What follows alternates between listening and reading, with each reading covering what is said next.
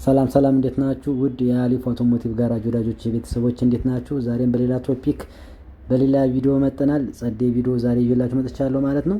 ዛሬ እንግዲህ አንድ ሶሎናይድ ቴስት እናደርጋለን ማለት ነው። ይሄ ሶሎናይድ ኦሲቪ ይባላል። ኦሲቪ ማለት እንግዲህ ኦይል ኮንትሮል ቫልቭ የምንለው ነው ማለት ነው። ወይም ቢቢታይ ሶሎናይድ እንለዋለን ማለት ነው። ይሄ ሶሎናይድ እንግዲህ በሜልቲሜትር ሳፖርት ዱነን ትክክለኛ ሪዛልት ለማግኘት ውጤት ለማግኘት ሬዚስታንስ እንለካለን ማለት ነው። ኦም ሬዚስታንሱን እንለካለን። ኦም ሬዚስታንስ ስንለካ ማክሲመም ወይም ከፍተኛው 7.9 ሚኒመሙ ዝቅተኛው 6.9 ነው። ይህም እንደምታዩት 7.5 መጣ ማለት ነው።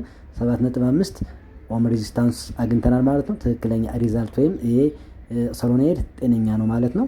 ሌላው ከዚህ ውጭ ፓወር ሳፕላይ እንሰጠዋለን ማለት ነው። ሶርስ እንሰጠውና ሶሎናይዱ ፍሪሊ ከፊት ወደ ኋላ መንቀሳቀስ መቻሉን ቸክ እናደርጋለን ማለት ነው። ፍሪሊ መንቀሳቀስ አለበት። ከፊት ወደ ኋላ ሶርስ ስንሰጠው አገናኘው ፓወር ስንሰጠው መንቀሳቀስ መቻል አለበት። ስታክ ማድረግ የለበትም። እንደምታዩት እንግዲህ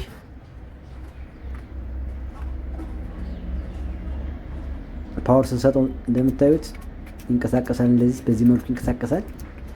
እንደምታዩት መክፈት መዝጋት አለበት። ያን ካላረገ ግን ሶሎናይዳችን ችግር አለበት ማለት ነው። እንደዚህ መንቀሳቀስ አለበት።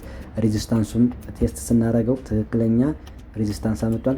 ሁሉንም ሜጀር ስታደርጉ ማኑዋሊ ዲፔንድ መሆን አለባችሁ። ማኑዋሊ ሳፖርትድ መሆን ያለባችሁ ምንድነው በማኑዋሉ ነው ማኒፋክቸር የተደረገበት።